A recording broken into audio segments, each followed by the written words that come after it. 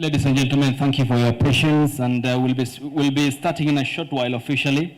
We are waiting for the arrival of the Chief Administrative Secretary, the Ministry of Industrialization, Trade and Enterprise Development. I am informed that the ambassadors from Morocco and Serbia are within, and we'll be having them here shortly. Of course, some of our speakers are already here, and the case of Professor Marian Zono, who will be speaking about how separatists and terrorists have instrumentalized the ideals of self-determination. Of course, he'll be giving us a wide perspective of how this is happening across the globe. And we'll be having other speakers, of course, who have their areas to tackle, and this will be the very specific matter and in effect to the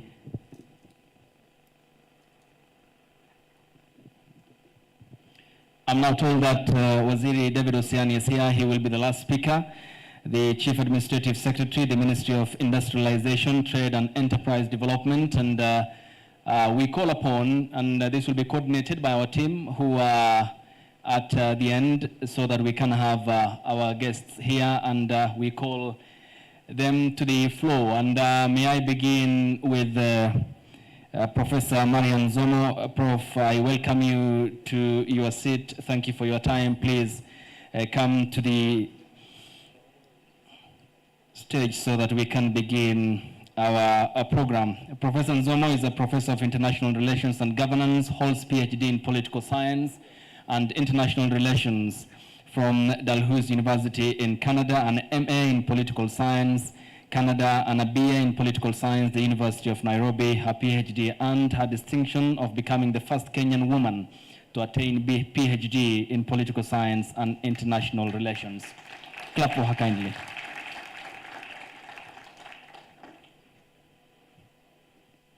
Thank you, Prof, for your time and commitment to this cause. May I have Ms. Winnie Rugut? I saw Winnie, she's here, so I am authoritatively confident that she is here. Winnie, thank you.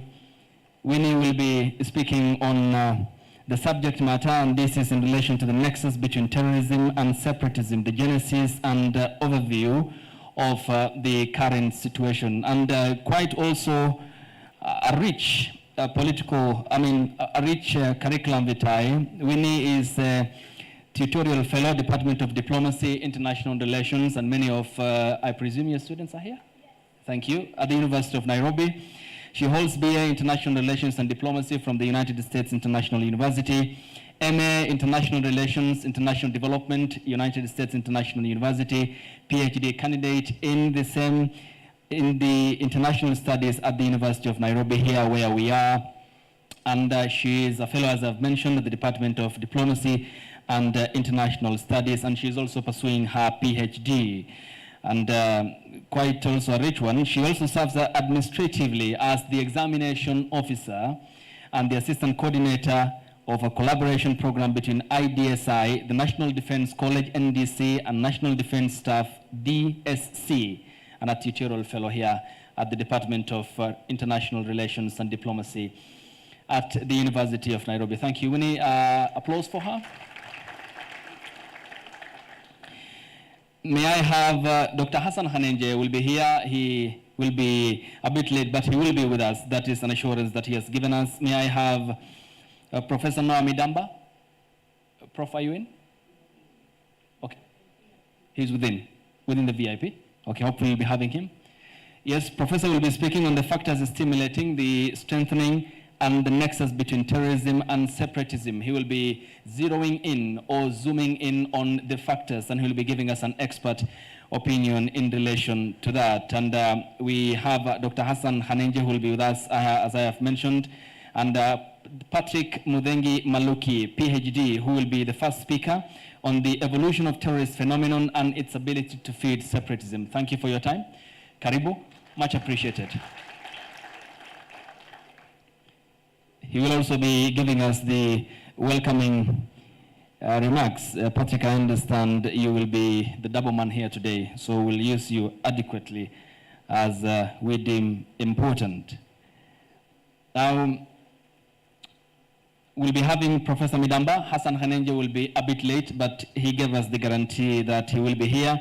Dr. Patrick Maluki holds PhD in Peace and Conflict Studies, an experienced trainer and researcher in international conflict management, international negotiation, international mediation, international political economy, diplomacy, human rights, governance, and peace-building issues. He's at the Institute of Diplomacy and International Studies, the University of Nairobi, where we are at the moment, and the National Defense College in Karen. He's the co-chair of the Sustainable Development Solutions Network, SDSN, Kenya, and the chair of Diplomacy Scholars Association of Kenya. Quite a rich curriculum vitae. Thank you. And he is the chairman of the department, he tells me. Thank you for the additional information, Dr. Patrick Maluki.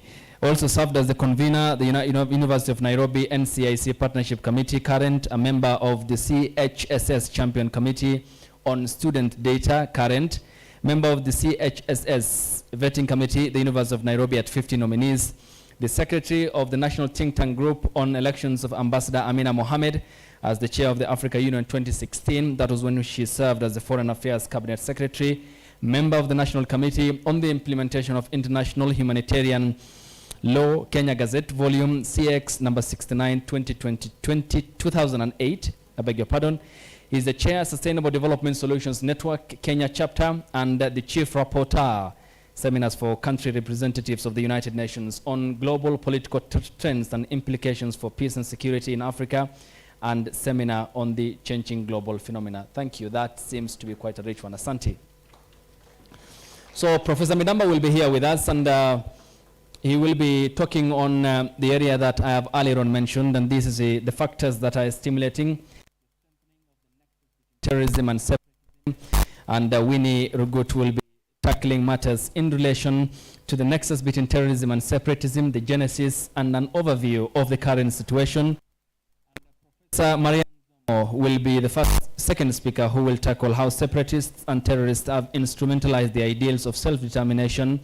And this is not only, as I've mentioned, a Kenyan phenomena, but a global phenomena. That's why we have representatives from countries not only in Africa, but across the world. And may I have a round of applause for the Moroccan ambassador to Kenya, Ambassador Abdelrazak Lassel.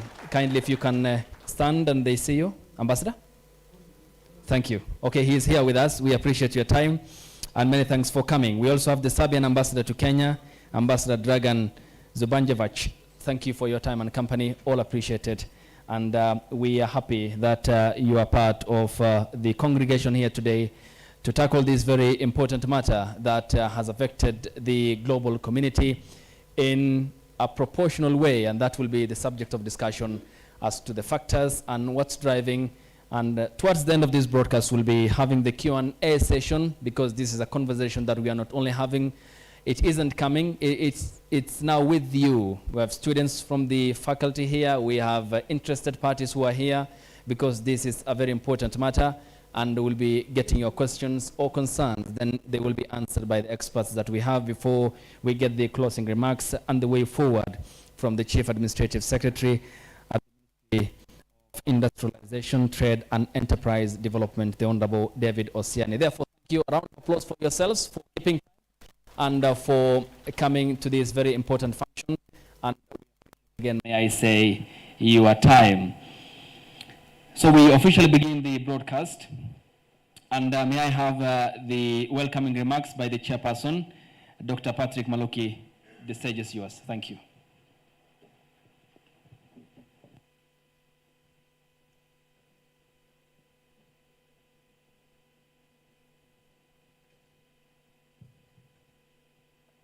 Thank you very much, MC, for this opportunity. And Your Excellencies, ambassadors, and heads of missions, all other dignitaries present, ladies and gentlemen. I warmly welcome each one of you to this high-level seminar on the nexus between terrorism and separatism. We at the Department of Diplomacy and International Studies are highly honored by your presence today. I want to speak a little bit about the department that I head. Okay, thank you. And I want to say that the Department of Diplomacy and International Studies is a leading regional postgraduate training institution based at the University of Nairobi. We are a bilingual, multidisciplinary, and international teaching, research, and training institution, and our core mandate is to teach and conduct research in modern and evolving issues that concern actors and processes of international importance.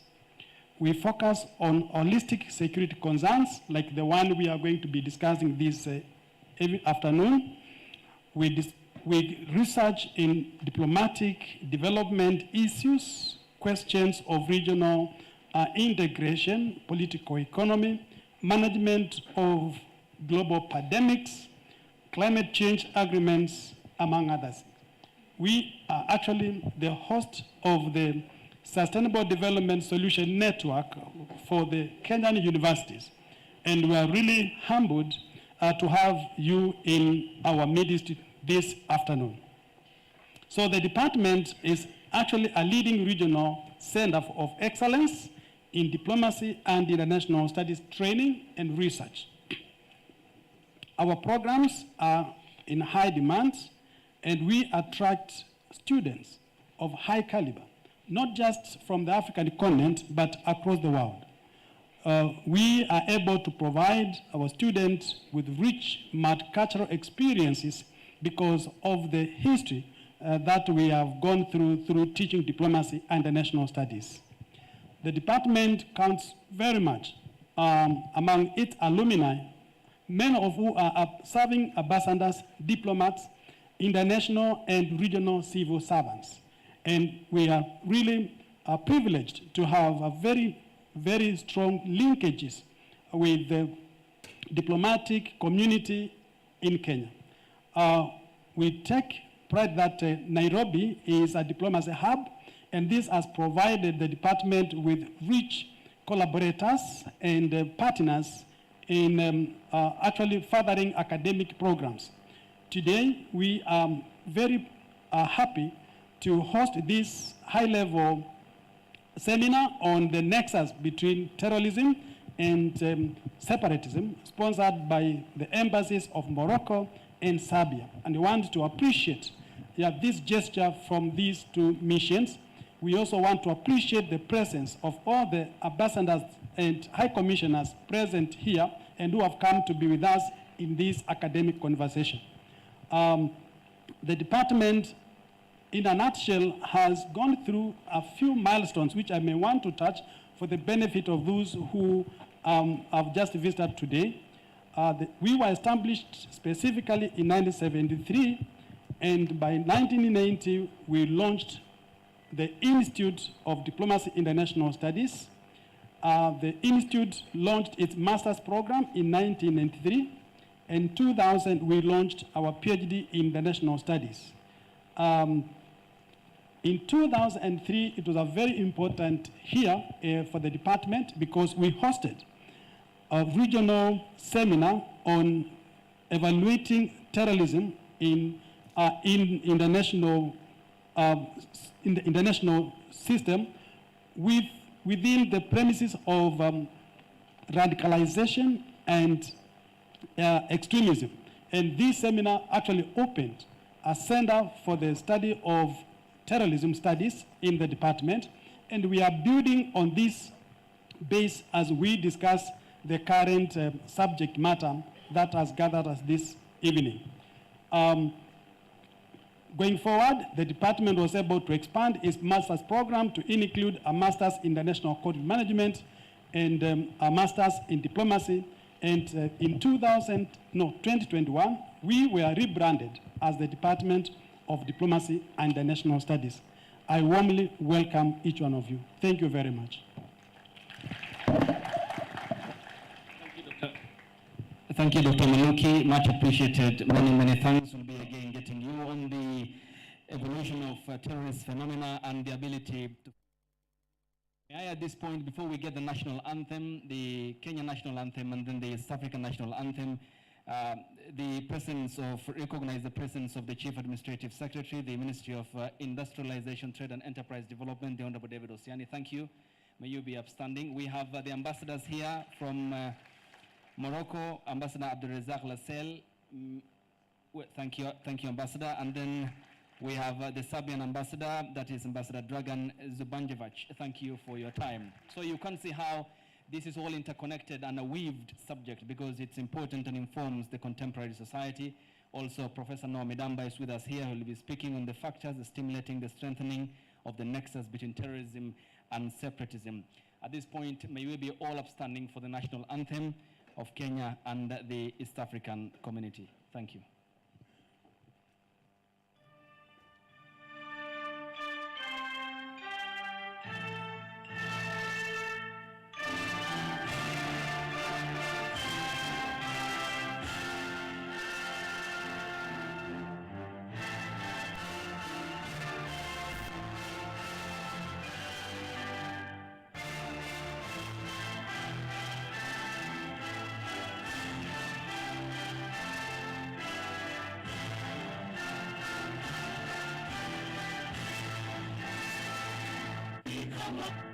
Mashariki tuwezeshe kuishi kwa amani, tutimize na malengo yetu.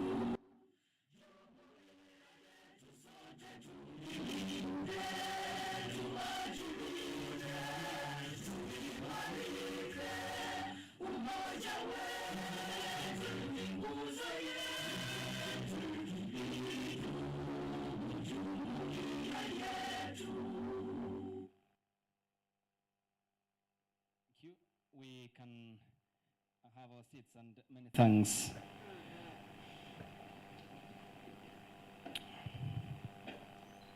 I now welcome Professor Jack Odhiambo, who will be, I understand, speaking on behalf of the Deputy Vice Chancellor Academic Affairs, Professor Julius Ogengo, and the Vice Chancellor, the University of Nairobi, Professor Stephen Kiama.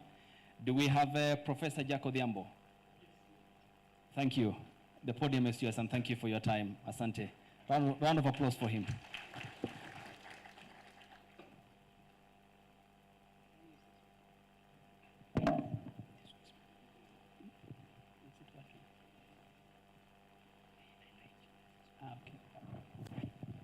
Okay, good afternoon, everyone, and welcome to the University of Nairobi. So the first welcome I give you as the Dean of the Faculty of Arts and Social Sciences, which is the faculty in which the Department of Diplomacy is found, and it's that department that has organized, within the context of the Research Week in the University of Nairobi, this seminar that is going on today. So on my own behalf as Dean, Faculty of Arts and Social Sciences, I welcome all of you to this seminar. The Deputy Vice Chancellor Academic, Professor Julius Ogengo, is abroad in Belgium on official duties, so he is also not able to be around, and so I do welcome you on his behalf. And now the Vice Chancellor has asked me to also welcome you straight to the speech of the Vice Chancellor. Excellencies, Ambassadors, ladies and gentlemen, it is my honor and pleasure to welcome you today to this seminar on the nexus between terrorism and separatism, a first Pan-African dialogue of its kind that insight, deeper understanding, and invaluable scholarly discourse in mainstreaming some of the most pressing issues in international society today.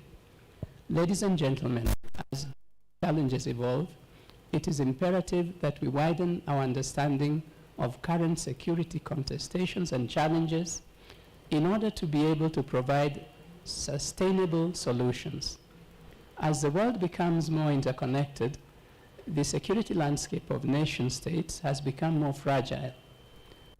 More than ever before, it is crucial for our discourse to be focused on solutions to these security contestations challenges. The evolving relationship between terrorism and separatism has the potential to significantly challenge global security, as some separatist movements are linked to terrorist activity movements, while some terrorist movements link their activities to separatist ideologies. This seminar allows the academic community to further interrogate this relationship, to provide a platform for discussion on the measures that can be taken to deal with this security challenge. We all recall the phrase, "One man's terrorist is another man's freedom fighter," to Che Guevara, the famed Bolivian revolutionary, to underscore the varied definition of terrorism and separatism. Additionally, the case of the that was considered a terrorist by the apartheid South African government. I have no doubt all the insights and arguments extensively debated here will provide a clear footprint on an ironclad reference on how we can best tackle the problem many years to come. Excellencies, ladies and gentlemen, may I congratulate the Embassy of the Kingdom of Morocco and the Embassy of Serbia in Nairobi for graciously honoring and injecting its synergy and stamina to have the success of this seminar today. On behalf of the University of Nairobi, we hope that we will continue to have contacts and further cement our relationship by upgrading the discourse to an annual event. I also want to thank in an equal measure Honorable David Osiani, the Chief Administrative Secretary, Ministry of Industrialization and Trade, who is an alumni of this university, for mobilizing the important guests who graced this seminar today. Thank you, sir. My gratitude also goes to all who found time to join us here today for this magnificent event. On behalf of myself and the university, we also hope to welcome you again for the same stimulating intellectual discourse in the future. And without further ado, may I now call the seminar to order and officially declare it open. Thank you, and God bless you. Thank you, Professor Jacob Odhiambo, speaking on, thank you. On behalf of the Deputy Vice Chancellor, Academic Affairs, Professor Julius Ogengo, and the Vice Chancellor of this institution, Professor Stephen Kiyama, quite an engaging opening remarks there as to the importance this subject bears, not only for, as I have mentioned earlier, Kenya, Africa, but across the world, since the world is now interconnected and weaved. In essence, and we have seen how the impacts of terrorism has led to degradation of life in Africa, not only in Asia or the Middle East, not only the United States of America, but also in Europe. If you remember 9/11, then there is 7/7 in London, which happened after the 2001 attacks in the United States of America, and thereafter we have seen the upsurge of the Islamic State militant and the Levant in the Middle East. Then in Africa we had the mushrooming cases of Boko Haram in Nigeria, or the Al-Qaeda in the Maghreb, or Al-Shabaab in Somalia, which informed a great foreign policy move by the Kenyan government. May I then move to now welcome this very great speech by the Moroccan ambassador to Kenya, Ambassador Abdelrazak Lassel, and I welcome him to the floor. Please, a round of applause as he makes his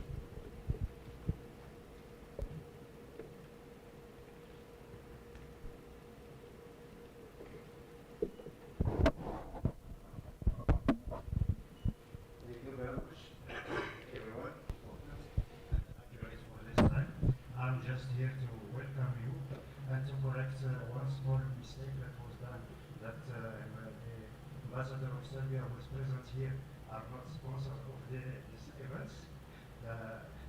And I will make my concluding remarks at the end of the Thank you very much. That's duly noted. Thank you so much. Before I proceed, may I also recognize the presence of the ambassadors of Jordan and Italy, the Jordanian ambassador. Thank you. And we also have the Italian ambassador to Kenya. Thank you so much. And I'm informed that Serbia is not a sponsor of this project, and the Serbian ambassador therefore is present. The Moroccan ambassador, as we have just seen here, towards the end he will be giving us his detailed address, and we'll be of course looking forward to your contributions towards the end. as we seek your thoughts and also what you want clarity on. At this point, may I then start with the first presentation, and I call onto the stage Dr. Patrick Maluki. He will be tackling this topic that is on the evolution of terrorist phenomenon and its ability to feed separatism, a very critical area. Karibu, and the stage is yours. Thank you once again. Yes, excellent. So at least we can work with this one together. Mine is attaching razor so that I can open this to academic discussion. Really appreciate actually essence of university. Msema hizi handheld. Wacha tu. About the evolution of terrorism and the ability to feed separatism. Of course, this is not a full paper. I'll submit my full paper later. But I want to tease out a few concepts and pieces that really inform this discussion, and so that I can provoke your minds and thoughts so that we can interrogate the concept itself. Basically, this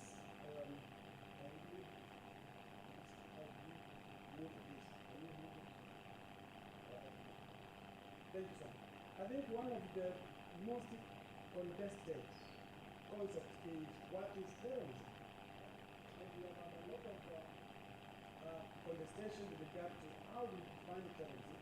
No, that has not very far. We should have started with this. Yeah. So terrorism is really a contested concept without a universal accepted definition. A number of scholars have looked at the definition of this concept, and we have typologies, starting with the traditional one, which we have conceptual terrorism. We can identify domestic terrorism and international terrorism. That's one way in which we have conceptual the concept, and this has open discussion from the academia to really interrogate the meaning and practice of terrorism. We also have typology based on motivation. There where we look at terrorism being moved or pushed by social political parties that some communities, groups may against terrorism because of grievances that could be based on social political discrimination, exclusion, as well as other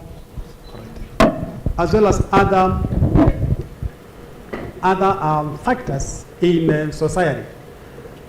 Terrorism has also been motivated by nationalistic factors, and we have had a lot of academic arguments as to what is the nexus, what is the link between terrorism and nationalism. And we have a lot of literature on this subject across the world. In Africa, we used nationalistic reasons to actually fight colonialists. And a number of African leaders and fighters were actually branded terrorists. And so academically, we have been open to the way we have interrogated the concept of terrorism using all these different typologies. Religion is also another factor that has informed terrorist activities across the world. And we have seen religious groups, pushing a particular agenda, an ideology, and therefore engaging in terrorism. So it's very important for us to, as scholars, to open our minds to the various conceptualization that go with terrorism. Of course, the recent kind of typology which is related to terrorism is violent extremism. And this is where now the whole world has been caught order, and we must sit and interrogate and take this matter seriously, because terrorism is a threat to global security. And so we know world leaders, including the United Nations, have taken a lot of measures to deal with the terrorism. So violent extremism today is a global challenge, and it calls for academic interrogation to address how this problem can be resolved. But let me say that terrorism as we know it today was introduced to us during the attack on the US on September 11th where around 3,000 people were killed. This was the single deadliest terrorist attack in human history, and it thrust terrorism to international stage. So from that time, the whole world took terrorism seriously. 4 waves of modern terrorism. In attacking terrorism, citizens of grand strategy, elements of grand strategy, that book is one of the authority that we can use to actually study and engage terrorism. Mother Crusoe is also another scholar who has delved into research with regard to terrorism. And of course, building on these scholars, we have multiplicity of other scholars all over the world, meaning this problem is global, and therefore it has attracted we find that terrorism gained prominence, or rather it dates back during the French Revolution, and historically we can trace terrorist activities from that era. Over time, it became a weapon for the non-state actors, and that is where now it assumed the international security dimensions, but we as scholars can identify the trajectory of this concept. Rapport identifies about 3 waves of terrorism, or how it has developed, beginning with the anarchist wave. And I think this was the time when we had people who were under the system, you know, and they disobeyed law and order. And I have in mind the killings that took place during the First World War period, you know, the act of Serbia, and all those kind of early manifestations of terrorism.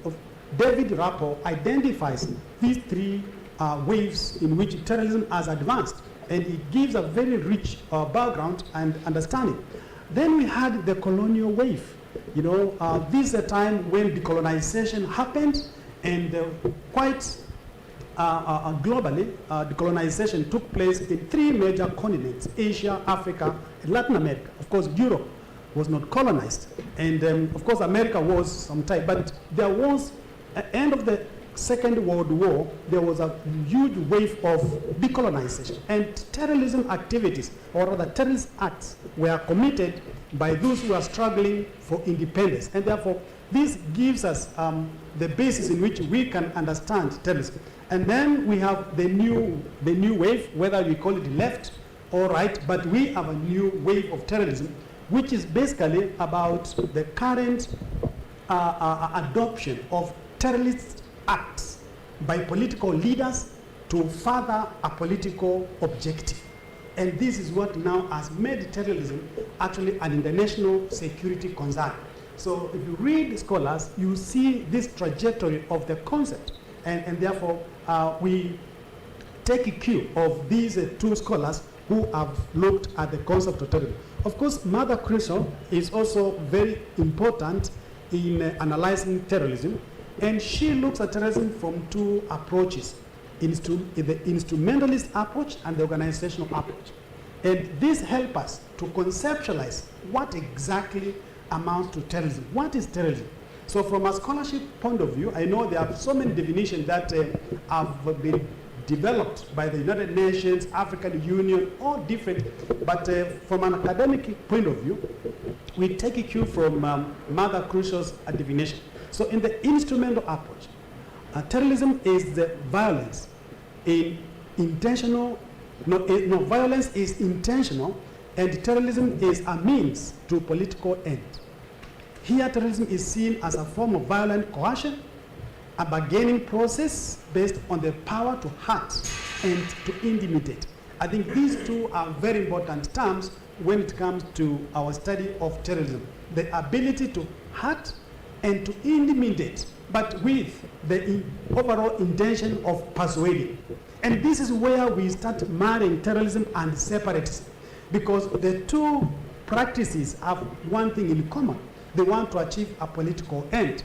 So practically, we have seen separatist groups actually finding very useful and easy to adopt terrorist tactics. And this is where now we are not able, or rather we need to be able to separate genuine separatist groups who pursue either self-determination principles with a view to asserting their sovereignty and independence, and also groups that use unnecessarily or out of convenience, they adopt terrorist activities to further a political. And that becomes an international security concern. So these scholars have taken us a long way to see how terrorism has evolved. Now, according to Mather, that the act of terrorism is an intentional choice by a political actor. And that's exactly where the rubber meets the road. We are talking about intentional choice. It is something that you can decide to pursue political independence without necessarily applying terrorist acts. Or you can deliberately decide that to pursue my political objectives, I need to use terrorist acts. And so that's where we academics must actually sit and say, which way, and how can we organize either decent views in society in a way that does not actually cause international, or rather threat to the national peace and security. With regard to the organization as a unit, we look at terrorism as an institution. And here, Mather conceptualizes as having intention to achieve collective values, which involve radical changes in the political and social conditions. All right? And we can give examples of these kind of contestations and activities where groups have deliberately actually decided to use to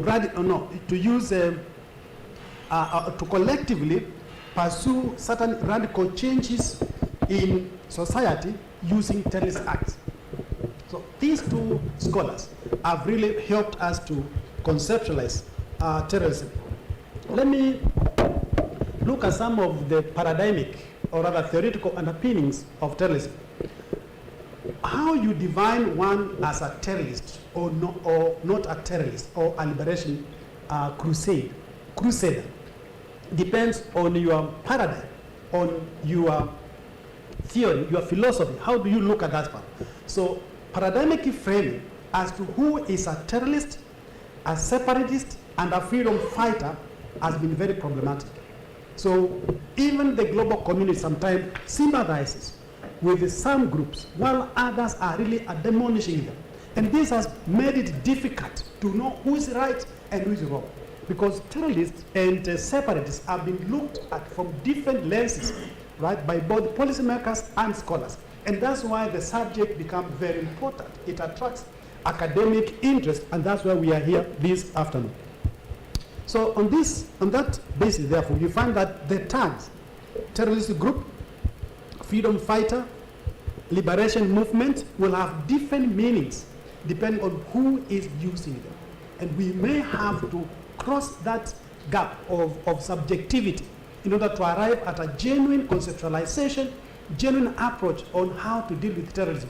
Because as long as we pursue a particular objective, but when we are subjective in our perception, then that complicates the effort and this is what global community has suffered for.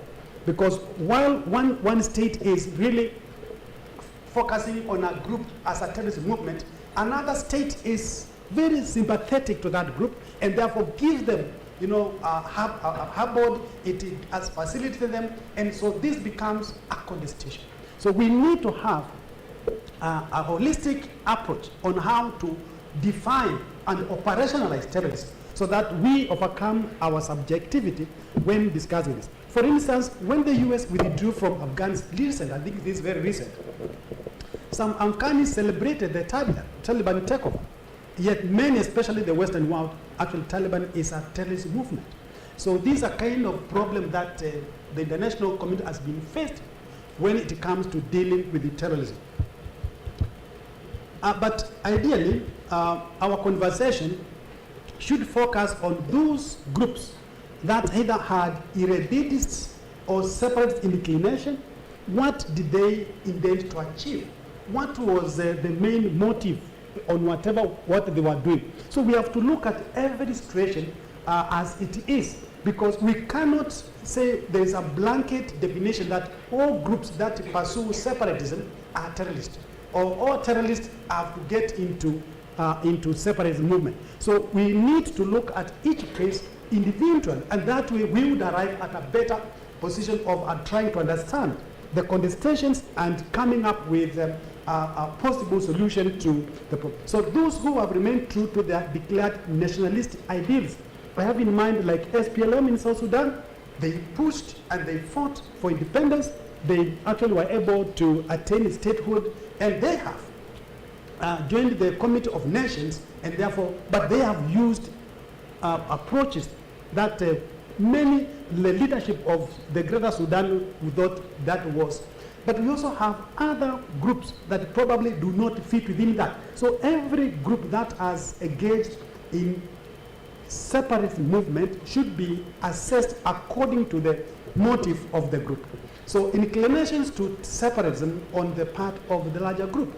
Yeah, so a point I'm trying to make is that some groups in countries have actually adopted terrorism as a tactic to separate genuinely from another state, while others have been accused erroneously of being terrorists when they have been fighting for genuine cause. And this is where we as academics need to be able to make the difference.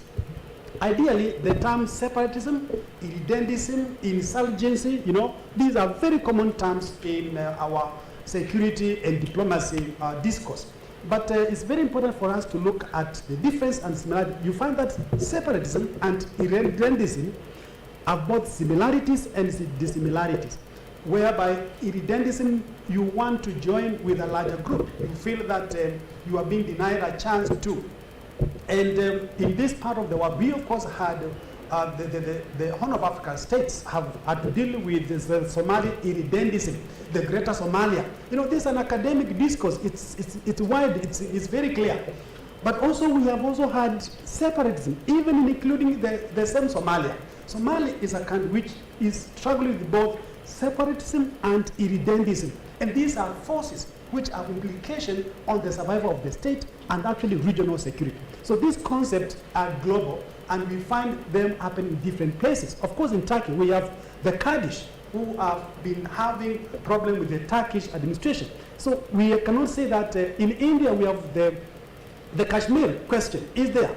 So irredentism and separatism have been difficult concepts, and issues to deal with. And therefore, academically, we need to take more time to define these. So separatism, primarily driven by socio-political, economic, and historical regional factors, not just ethnicity. But we also have radical ethno-nationalist groups with separatist aims, where you find that a particular group is contested. In Kenya, we had Pwani C Kenya. That was our call among Kenyans. And therefore, we cannot be shy to say this doesn't happen. It happens. Groups have. But the question is, how do we address the concerns? So do you polarize the society more, or do you bring the society closer out of this kind of contestation? So it's important for us to have this clear understanding about the concept which we are dealing with. So separatism, irredentism, as I said, insurgency, and terrorism are closely related terms and practices in the security and diplomacy discourses. And therefore, this seminar is supposed to actually interrogate this concept for wider understanding. Yes, the Vice Chancellor, in his report, he mentioned one man's terrorist is another man's freedom fighter. And it's a very common phrase that you come across whenever you discuss matters related to terrorism. And here we have so many examples that we can give, and I think in the African economy we have the ANC in South Africa, the African National Congress. It was considered a terrorist entity by the apartheid South African government, embraced as the representative of South Africa, fighting to end the apartheid system by AU and now OAU and now AU. So you can see where the dichotomy is. On one hand, so this complicates how we practice the actions. Of course, that is the ANC, the army in the dichotomy of one man's terrorist is another man's freedom fighter, whatever intention may be organization. With Israel, I think the war Palestinians and of course security areas. And we as affects our own decisions right? I put that to you. Related to the United Kingdoms and yet between the two. That's a question closely related and how we need to against terrorism from different actors.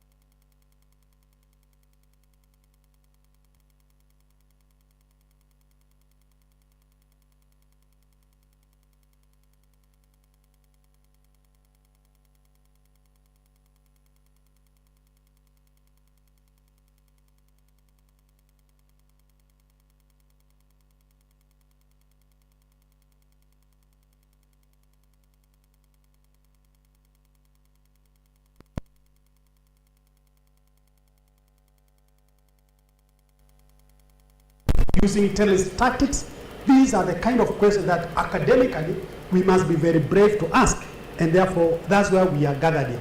Only you find that this question has led to Morocco as a country to take different positions. For example, Morocco left the African Union because of the Polisario question when the African Union actually recognized. So it took a very strong stand and left the African Union.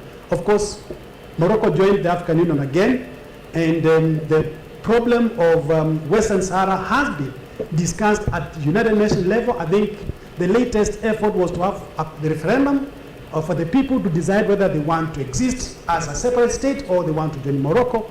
That referendum has not happened, simply because from an academic point of view, the two teams could not agree on wider recognition now on Morocco with regards to the ownership of Western Sahara. And I'm making reference to the former president of the US, Trump. I think Trump recognized Moroccan authority over Western Sahara.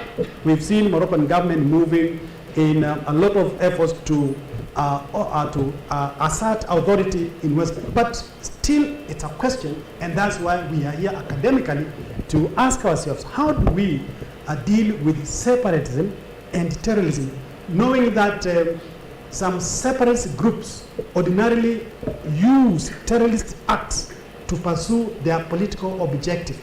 Is it to negotiate, to persuade government, or they are at liberty to use whatever means? You know, when you look at the principles of self-determination, and we in this country, we have the examples of Mau Mau, among others. So these concepts, they are not very easy, but we have to be very brave as academics to look at this from a holistic point of view. And my main aim was to link terrorism and separatism. I have got a number of other groups in different countries that also share this kind of contestation. I have Eritrea and Sudan, Eritrean People's Liberation Front, Liberation Movement, waged long battles, to secede from Ethiopia and Sudan. Regarded terrorist organization by the authorities before evolving into separatist entities. All right, they gained legitimacy among the people they fought for and neighbors countries later, and therefore we have governments in these two areas. Use of, in quote, good practice can really motivate separatist groups to really get a lot of energy. Say, if South Sudan was able to secede, let us also keep the fight so that we can also achieve our goal.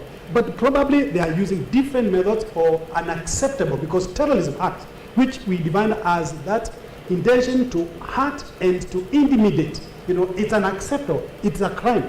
And therefore, we need to see how to separate genuine liberation movement and the acts that they use to pursue their objective. And I think this is why this question of, as I said, this is a cutting razor. So how does one typify and classify those groups? What framing modes do we apply to classify them as terrorists and irredentists, inclinations or outright separatist groups? who's terrorists and who's freedom fighters, right? For the separate states that achieved independence using these methods. These are questions that beg answers, and that those answers I expect them to come from the floor when it comes to. In conclusion, I want to submit that terrorism and separatism are in and of themselves contested terms. They are really contested. Contestation of the two terms should be contingent on the theoretical and paradigmic framing and the practical understanding based on empirical evidence. That's why I said every case should be treated on its own merit, and you have to look at what is happening in different countries and understand the contestations and the history and the profile before we have that blanket condemnation that these are separatists or these are terrorists. So I'm trying to say, yeah, we have to look at the context in which this is playing out. So nationalist groups aiming to liberate colonized populations often employ terrorism as a tool to achieve their aim. But they need not always evolve into separate groups, though some have separatism as the ultimate objective. I want to submit that later formed legitimate government in Pretoria in South Africa and Juba, a capital of the new state of South Sudan. Consequently, terrorism, contested in its definition as it might be, need not, in my own view, evolve or feed into separatism. Thank you very much, Your Excellencies.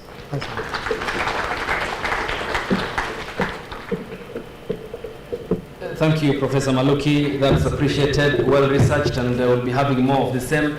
Before I proceed, allow me to make a recognition of, thank you, Dr. Hassan Hanendia, who is here with us. Daktari, thank you for your time. You can come and take your position. Asante sana. We appreciate your company.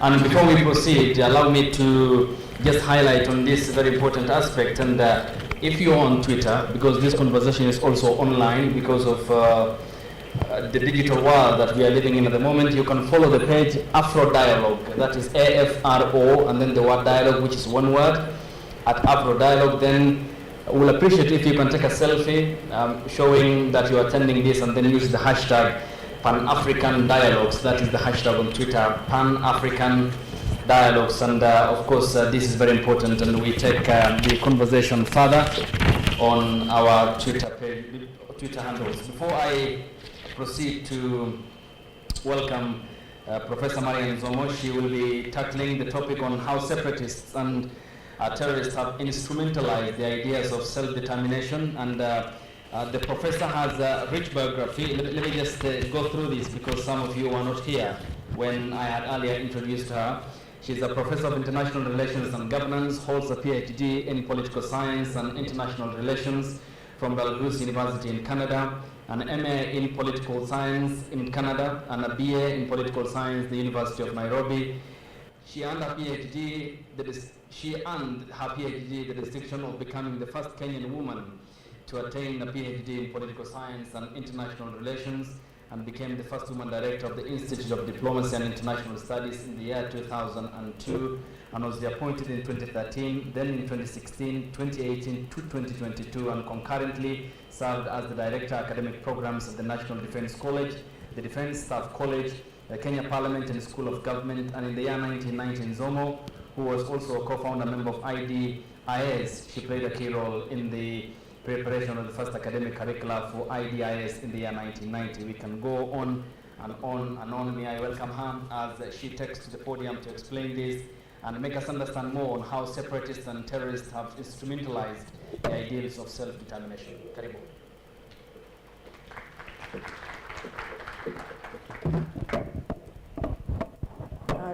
Thank you very much for that introduction.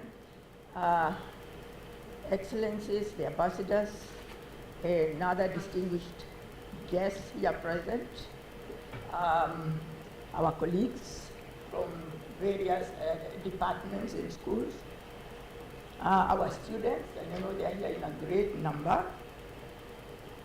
Good afternoon. I will take off from where Dr. Maluki left off because much of what is said, you find it, you keep coming back. That's why he was calling it a curtain raiser, but he did more than do a curtain raiser. I think he told us, you make sure when you come on the podium, hammer on that one too, because you'll be more or less saying the same thing in different words. But I think what is important this afternoon is to realize, one, we are not addressing a new phenomena here. I recall quite vividly in 2002, to international conference, a regional conference.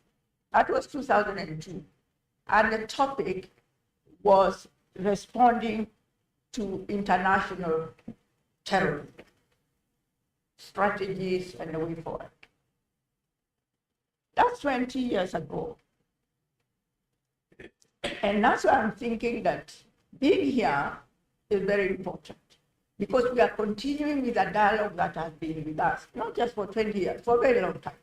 Because we are dealing with a global phenomenon, very complex indeed, within the framework of the concerns of international peace and security. And it is not just that it's about security, international security, it's also very human.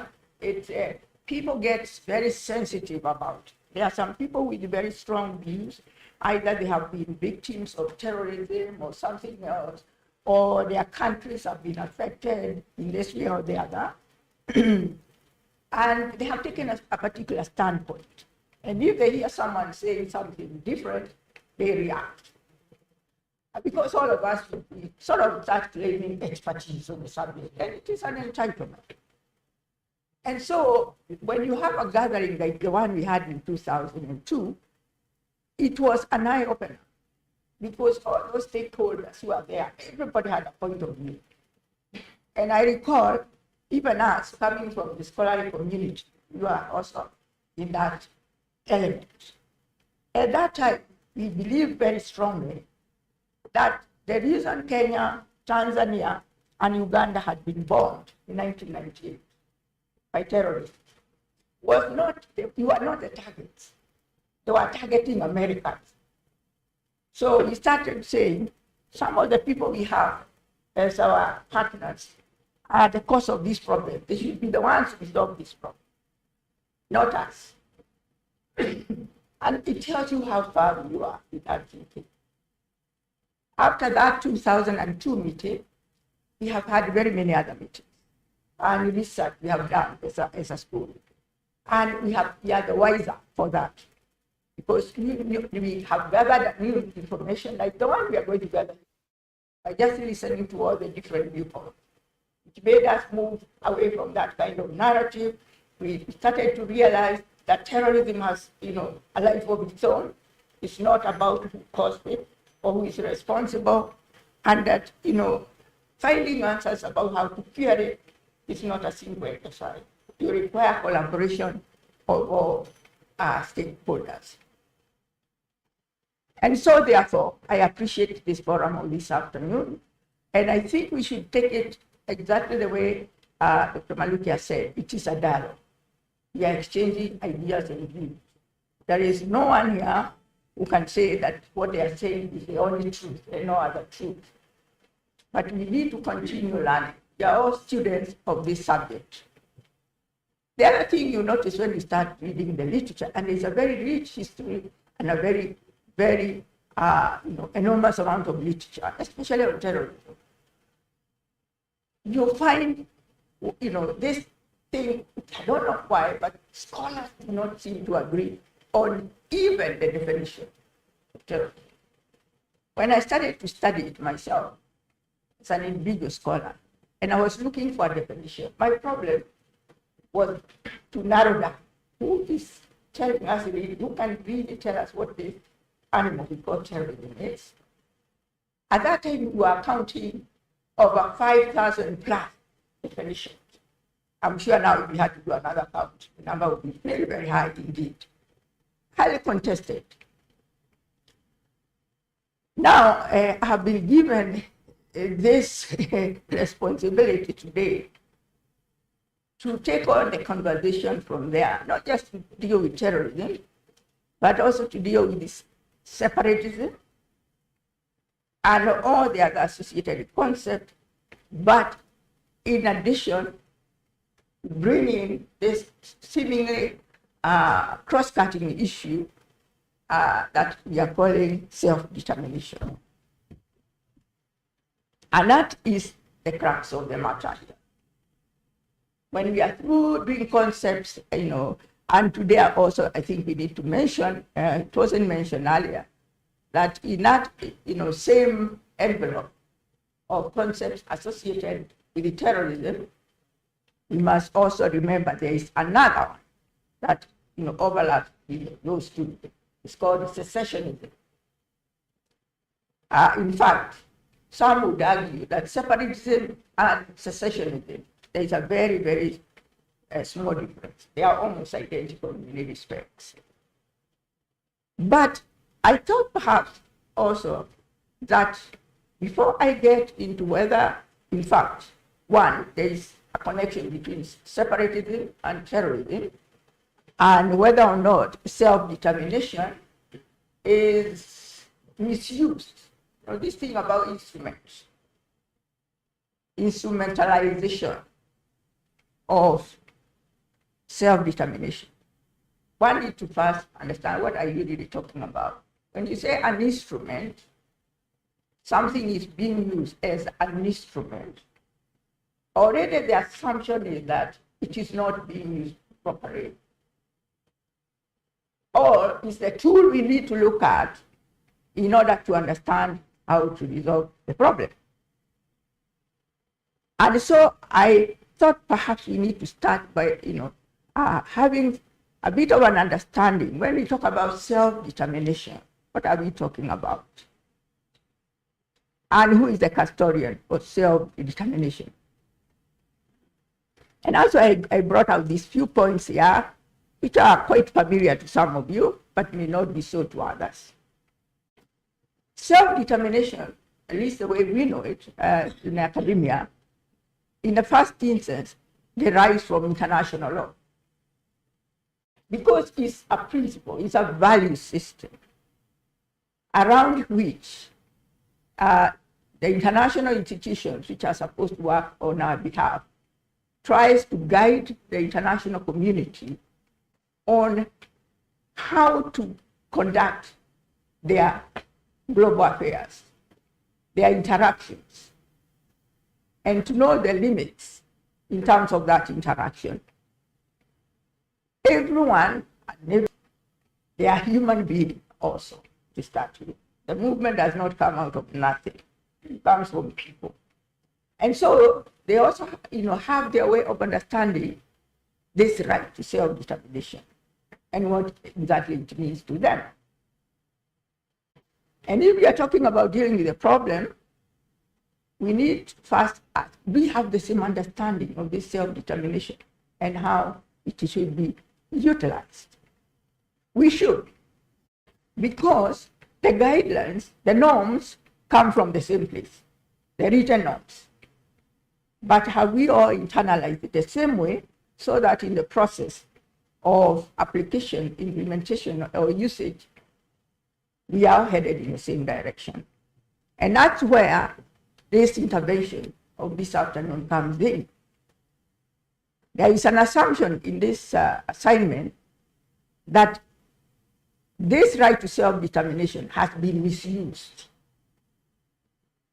It has been instrumentalized in a manner that is detriment to stability of states, nation states. That it is a major cause of destabilization. Now, considering the many destabilizing elements one can cite and list for states, including itself, because the states do destabilize themselves from within. Why do we privilege these groups are called terrorists and separatists as the major destabilizers?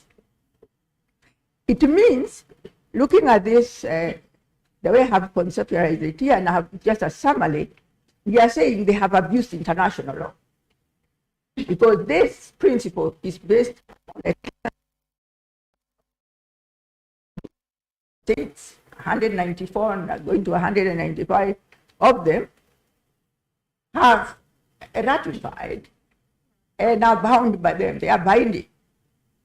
So it means we are saying this, core principle of international law has been abused by an over-exaggeration of our right to control our own destiny and all the other things, that we are the masters of our own destiny, and we don't need to make reference to that, to others. So, like I said, it is a conversation, and we are going to go through this route. So it's good to keep that in mind, even as we are looking at, the end part. Is there really a connection between these two? Are they two advocating the same thing? And is it a deliberate thing? They set out almost like a conspiracy to be partners in crime by misusing self-determination. So, in looking now at separatism, my original draft had said separatism / secession. Then I said, now I'm going to get myself into too many concepts. Let me just summarize that part of secession. If there are any two concepts I would say among the ones which I'll be looking at today that are close, it's those two. If you look at some of the cases, some of which were mentioned here, where we have had a separation, yes, meaning one original country now is two, or one element was in the state and now it's separate. They actually progress from being separatist groups to being secession, meaning they not only were claiming their right to be separate, to have their own identity, however they perceived it, they were also saying, we want our own piece of territory. And they were not nationalists either. They were not liberation fighters in the, in the Mau Mau, way of being a nationalist movement. But they were greedy enough. They felt that their rights had not been addressed. The core, values that they have had been neglected by the state in which they were, and they didn't share anything with that state, whether it is cultural, whether it's economic, whether it is political, and they wanted their own space. So they moved from just being a separatist group to being a secessionist group, meaning, as they were saying, we want our piece of the territory. Of course, you can imagine this doesn't go without a fight from the state which is being hacked off, because we are bringing in another concept there, and which is why I'm raising this here, that we cannot deal with separatism without also dealing with secession. Because in a UN Charter, which provides for self-determination, it provides for two things. One, you have a right to your own self-determination. It also provides for the fact that the Westphalian state is a sovereign state, and it is the only one within international law that can claim that piece of territory called by whatever name, whether it's Kenya, Tanzania, and Uganda, and that territory is indivisible because it has been ratified in international law, and it is, so those two new concepts that comes into this package, sovereignty and territorial integrity. And yet, separatism ordinarily, is one that is related to secessionism. So therefore, the point I'm making here, you can see I'm saying that these groups, separatism, they advocate for cultural, ethnic, tribal, religious, racial, everything comes in here. Even gender movement, where I say I'm being discriminated, I'm not treated as a full citizen of Kenya, and it is in my right to be treated with, with the dignity, with, with access to resources, etc., etc. So it is really loaded, but it is not necessarily the end of the story. And that's why I'm saying in the second dot there that we, as with secession, Separatism conventionally implies full political separation.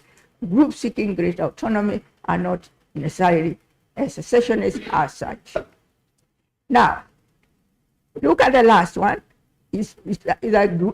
Such groups feel that integration with dominant groups, meaning the state to which they belong, may compromise their identity and ability to pursue greater self-determination. So they are saying the only way their interests can be addressed and the only way they can attain their self-determination is by splitting and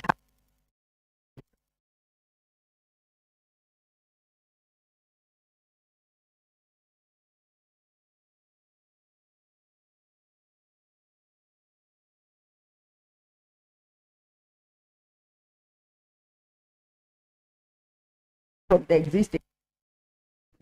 Contested, not just the UN, but all other international organizations uphold to the fact that there is that territorial sanctity of the rights of states. Terrorism. I'm not going to spend too much time on it. My colleague who came before me has talked at length on terrorism.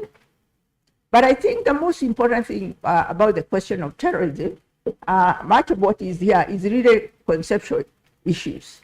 But the reason I have brought it out here is for us to see the tone of the language that we allocate only for what we consider terrorism. Because the language tells us a whole lot about what we are thinking. I have never seen a concept as criminalized as this, at the very level of definition.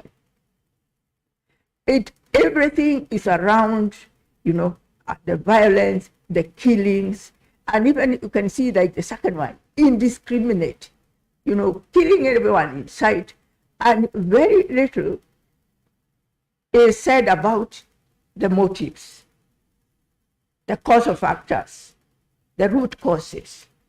We are so engrossed in this part that somehow the concept becomes the answer almost. And that's why I think for the longest time, and I'm not sure even that has gone away, at the level of strategy, if you ask a lot of states, officially recognized states at the level of the United Nations, about how to deal with terrorists or terrorist movements, they would say it is quite clear. You don't negotiate with the terrorists. The only one thing is if you can throw them all somewhere in the ocean, they are just as good as animals. And nobody would even bother to ask, where did these terrorists come from? Where did they come from? They came from homes, some of our homes. In other words, the need to put a human face is very crucial, even at the level of definition. Not necessarily at the conceptual level, but you can put another paragraph asking what are the motivations, what are the root causes, and that perhaps you widen the arena for looking for solutions. And even seeing this role that is directly being given, like the one I have been given now, to establish that there is a direct connection between separatists and terrorists, and between them, they have become a very lethal threat to international peace and security. My first question, and I'm saying this purely as a scholar, because I have no interest in all of this, the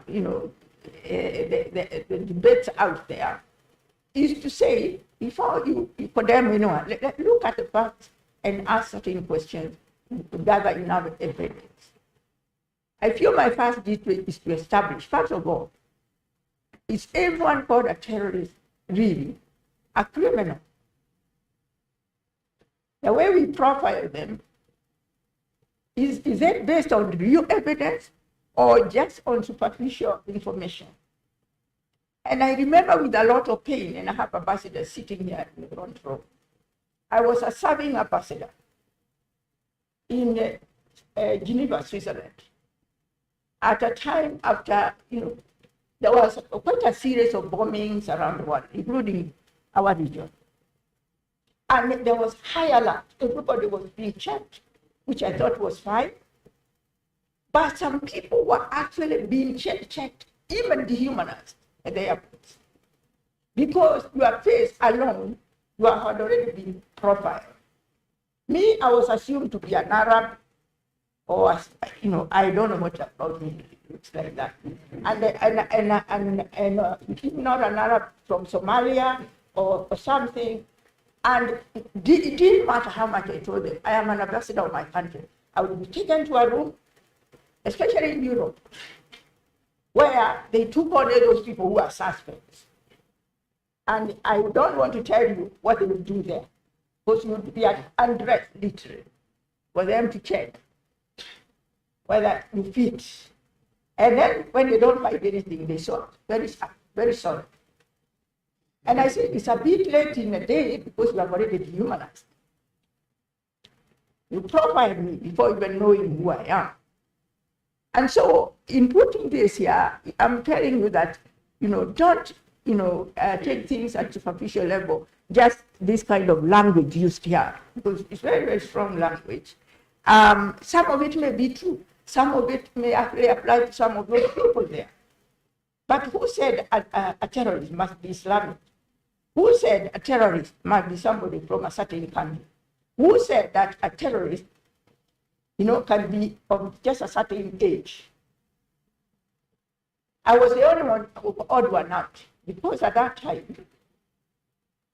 even the acknowledgement that women could be terrorists had not yet come into full. So me, I was taken on all the others, except gender. But they looked at me and said, yeah, some of them you can't trust them. And so I'm saying, even as we sit here as a community of interested people, let's not be so judgmental, based purely on conceptual definition that come from people like us seated here, or the names that Dr. Maluti mentioned. We are scholars, that's our business. And we come up with different viewpoints on various subjects. And we get away with it because we are scholars. But we can also do a lot of damage. So I would say proceed with caution. Don't be judgmental.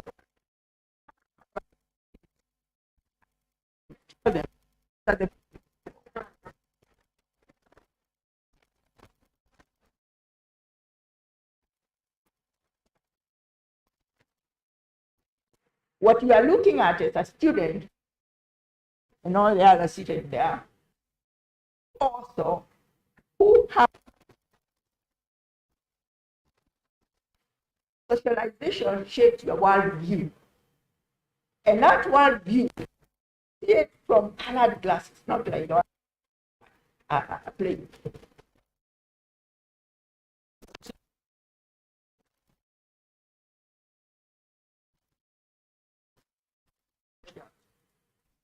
What we say is neither nor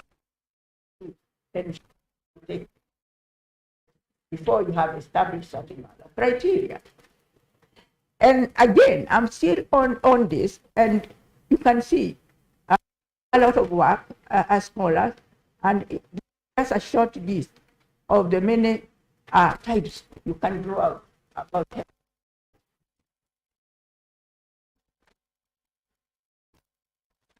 Are the same. They are not.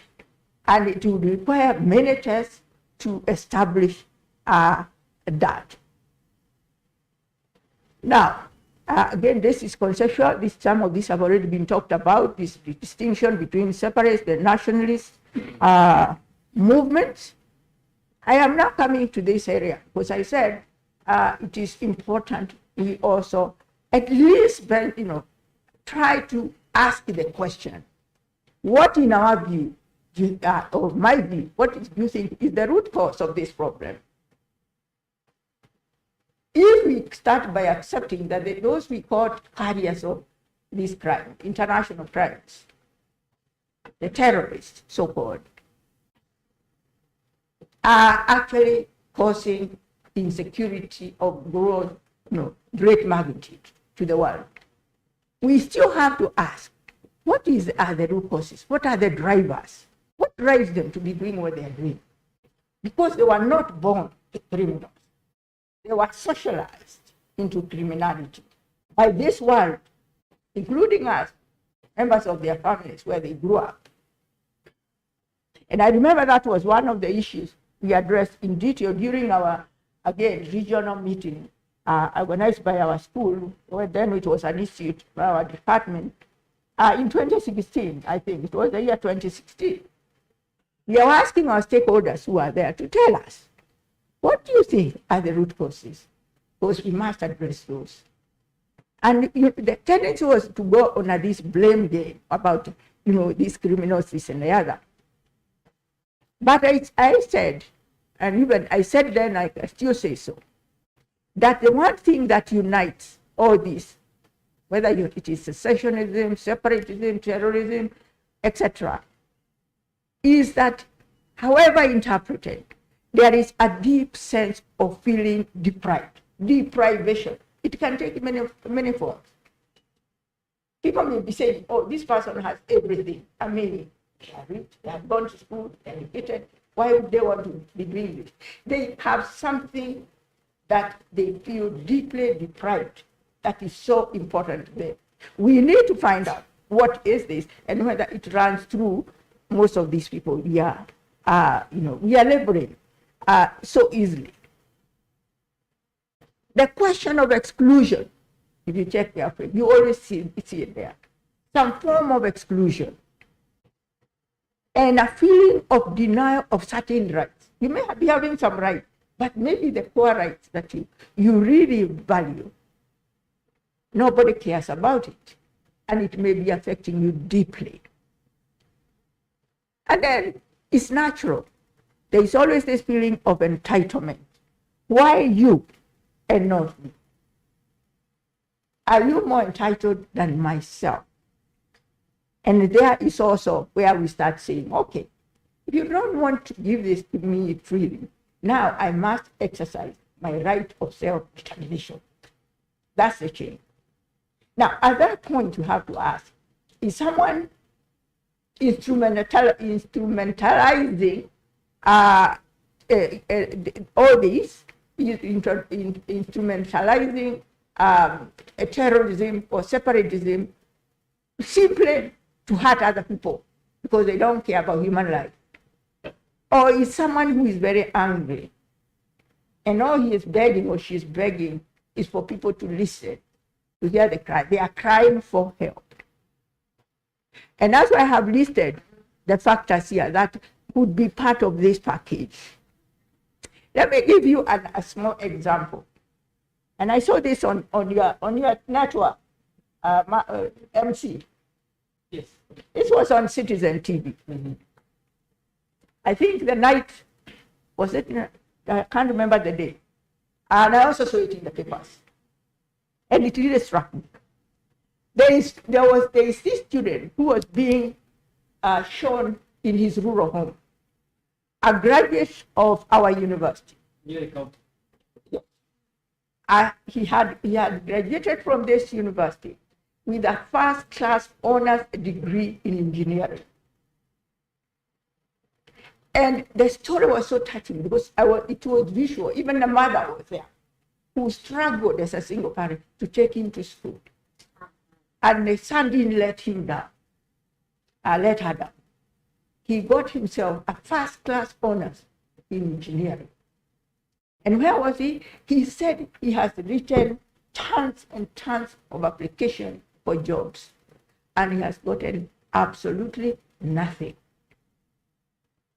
And so he has decided, because his mother, you could see she was really almost in tears telling this story.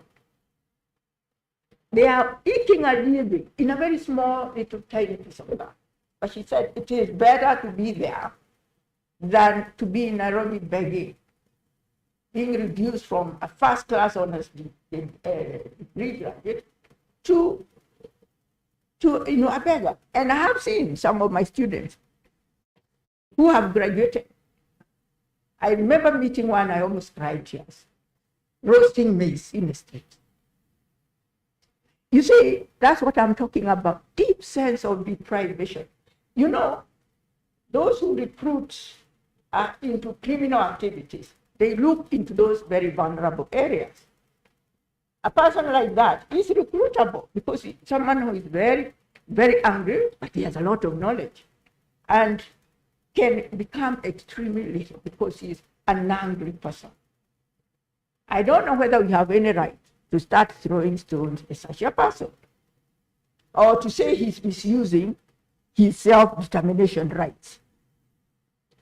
Because have we given him another option and he has refused it? No. No, we have not done so. And so that is a point I'm making here. And it's my personal opinion. I'm not trying to advocate and ask anyone else to subscribe to it. And it is the same drivers, as you can see, for both terrorism and separatism.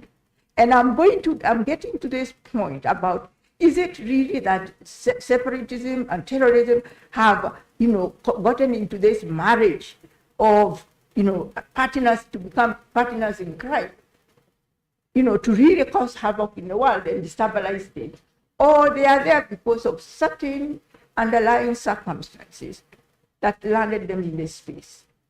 And that if we knew that and we cared, we could manage and address and arrest this matter from getting any worse. So that a perfectly good, citizen, highly qualified, does not have to end up being on the other wrong side of, not serving the way he should be serving the global community. And I also here, just brought out another element because it's near home, and it is this question of the Al-Shabaab in Somalia. Al-Shabaab is a well-known movement. It's a terrorist movement. And I was thinking, since I'm being asked here to create a connection between terrorist movements and a separate movement, which can also, end up in secessionist framework. Is there a linkage in the first instance, or we are just assuming that the two are connected? And my findings, and again I could be wrong, tells me there is no direct connection between Al-Shabaab and the two intergroups, Puntland and Somaliland. Their histories are not the same. And it is not like there is a plan to do this. However, and this is where perhaps those will talk about this, would bring this argument. They could very well be using the same sources in terms of funding, and there's someone always going to deal with finances, yeah. But that is not because they set out to collude against society. It's because funding for those kinds of activities are not easy to come back. And they have, an objective to achieve. So they end up going to the same level. And it is common knowledge that it is not just separatism and terrorism that, end up interacting. It is all other forms of what we call international crimes, which also brings in the drug, and trophy traffickers, human traffickers, etc., etc. They are all in this basket. And that was not really my story, but I'm only pointing it out as we review this, marriage that seems, to have brought us to this phase. I finally want to look directly at the connection between these three, separatism, secession, and self-determination. And I thought for just a minute there, we reflect on the African situation.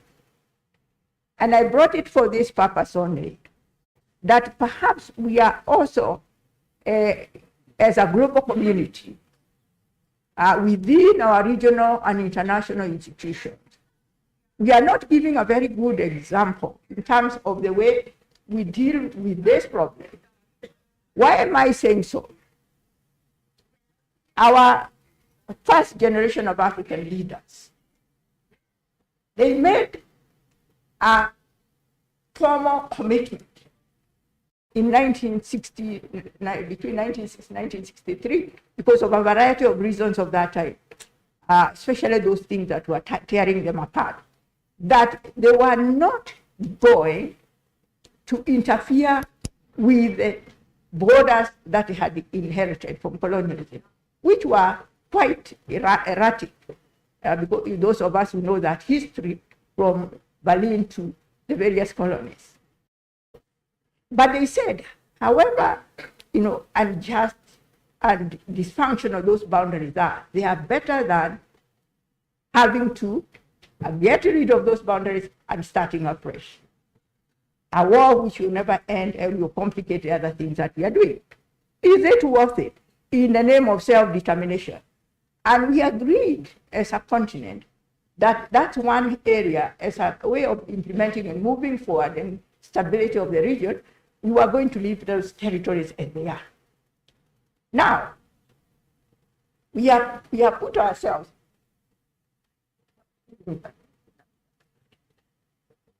I've been given 10 minutes. I must be saying something. I'm bringing this here because I'm challenging us also, even as we are looking into terrorism. Because that was a good decision, in my view. One of the very few that they made at that time, that I thought that was a good decision by our leader. Let's leave it that way, because if you open this Pandora's box, we are going to have more problems and you'll be able to resolve. Guess what? They ended up, having to open, to allow the Pandora's box to open. They realized it wasn't as simple as they had assumed. Having then allowed some with impunity to do what they did not take the responsibility. They just thought the problem would go away. But what it has done is to complicate a problem that we are trying to see how best we can resolve it. Because why shouldn't I also claim my right for self-determination if Sudan got their peace, South Sudan got its territory, Eritrea did, the other one did, and all these people you are seeing on, all these countries on standby, and all these who want to secede or to separate, they are taking the cue from there. I'm saying they did it. We meet the terms of statehood. We do. The AU is not taking its full responsibility on that matter. And I think we should. We should sit and review and sit with also the larger United Nations to actually re-examine that clause of self-determination moving forward. The world that has changed. Even before we start throwing stones on those supposedly who are misusing a clause of self-determination. And that's why I brought here, because they are the same people who said the boundaries that were drawn by colonialism are sacrosanct and no one should interfere with them. But we are the same one who went ahead and interfered without providing a solution. And so it has created another challenge, a legal and a practical challenge. Even now to start accusing a certain group of misusing self-determination, you'll be asked, why didn't you deal with that problem first? Because it is the one which is actually even making moving forward a problem. Then there is another issue related to this. There was something agreed upon, and which has not changed, is that if Africa is going to survive in the international community, in its vulnerable state and fragile state, we could not afford to move and respond to that hostile environment as more little tiny countries divided. Can you imagine Lesotho trying to position itself against the US? I'm only mentioning one, the Gambia, like this. That our power depended on coming together, the concept of regional integration. Why am I bringing it here? Because it also has implication for even dealing with this question of self-determination and secession. Because we have been manifesting all manner of contradictions in our behavior.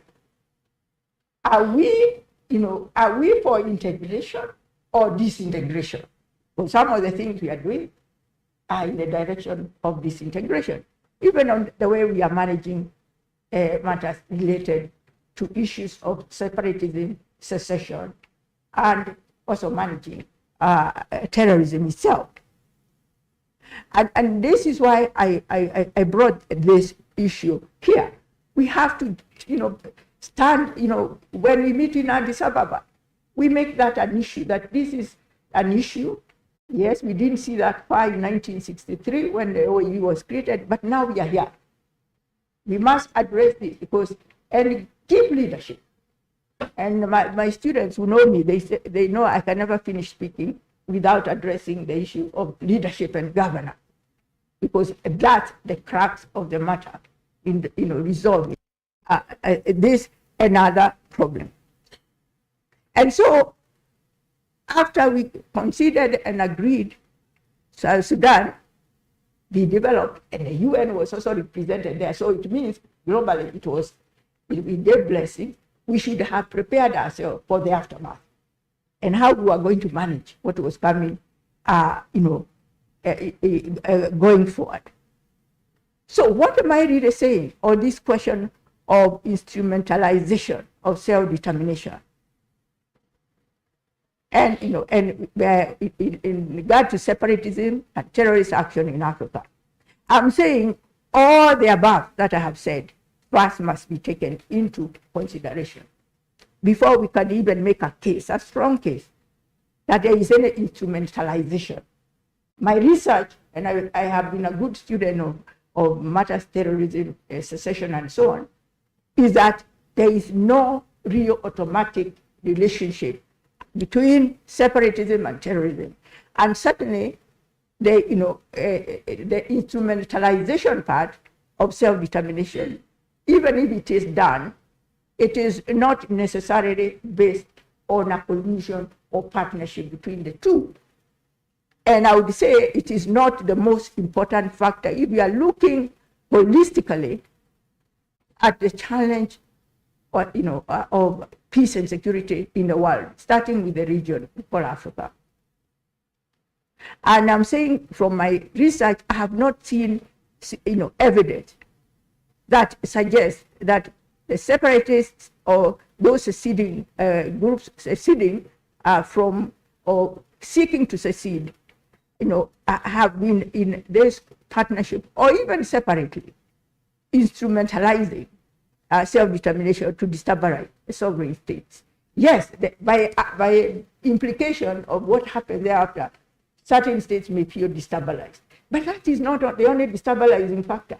Look at the world. I haven't talked about Europe, but that is in my larger paper. But there are so many forces that are contributing to the destabilization of the world. I think we need to be more holistic in looking at all these sources, of which terrorism and separatism and secessionism are a part. And their contribution, if you bring everything else into place, maybe just one among so many factors. But I want to go on record. I do not condone separatism unless it is that kind of separatism that is leading to genuinely deserved liberation of a country or a people. And in that case, I wouldn't even call it terroristic. I would say that's a liberation struggle that is justifiable.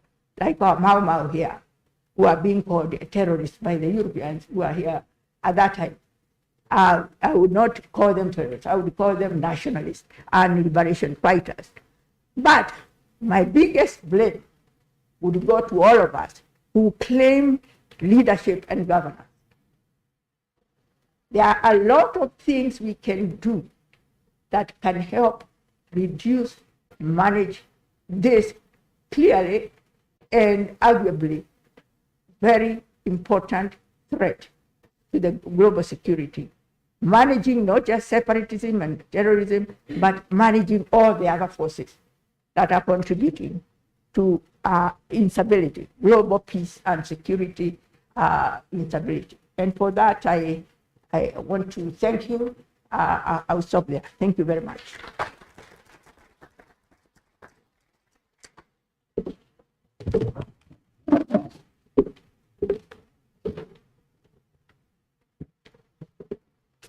Thank you, Professor. That's much appreciated. And allow me now to welcome Winnie Rugut because of time. I understand that many of the students here will be rushing for classes from 4 So in estimate, we have to be done by 4:30 p.m. latest. Winnie, may I call you to the stage on the nexus between terrorism and separatism, the genesis and an overview of the current situation. Winnie is a tutorial fellow, Department of Diplomacy and International Studies, the University of Nairobi. She is a holder of BA in International Relations and Diplomacy from the United States International University. She is a master's holder in International Relations and International Development, a PhD candidate in International Studies at the University of Nairobi, and the long list of other academic accolades. Thank you, Winnie. Welcome. In 15 minutes, and then Dr. Hassan Khaniji, another 15 minutes. And then we'll be finishing up with Professor Naomi Damba. Then the ambassador from Morocco will be giving us his remarks, and we'll have the plenary quick one before the closed remarks by the Chief Administrative Secretary, the Honorable David Osia. Thank you very much, Ariel. Good afternoon, everyone. Your Excellencies, ladies and gentlemen, thank you very much for the opportunity. I think I'll get straight to it. My seniors, in fact, I'm a member of academic staff at the department, so they are truly my seniors and mentors. They've touched a lot on the theoretical and more conceptualization aspects of the topic. My role was to talk about the current status, an overview of the contemporary environment when we are talking about the nexus between terrorism and separatism. And for Kenyans, pretty much what I'm doing is I'm talking about what is at the ground, nini iko kwa ground, on the ground, how does it look like, right? And to begin with, a lot has been said about the definition of separatism, but there are key distinct features of separatist movements. And separatism is born out of nationalist movements that advocating for some measure of independence from a larger political association with recognized power. And so secessionism, and Professor Nzomo has spoke on this, the link between separatism and secessionism is quite close.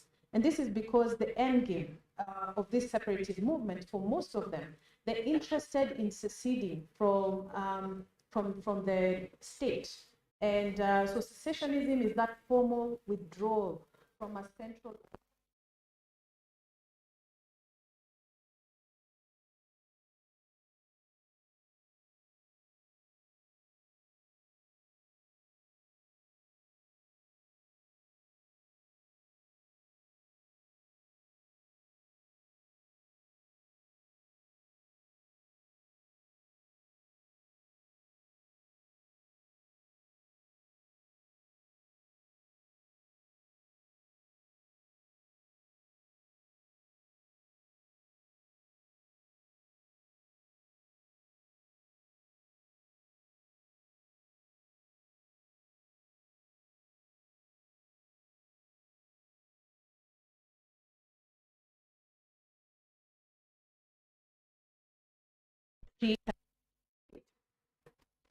And so where do they come from?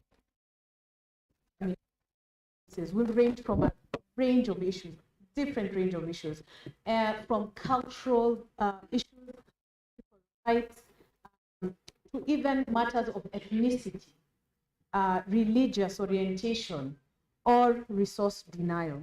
And I thought I'll just pause and reflect on some of these groups, and maybe we've heard of them. When you think about matters of ethnicity and ethnic difference, Kosovo comes to mind. Kosovo liberation movement, where we saw the ethnic Albanians seeking for self-determination from Serbia, which was, a majority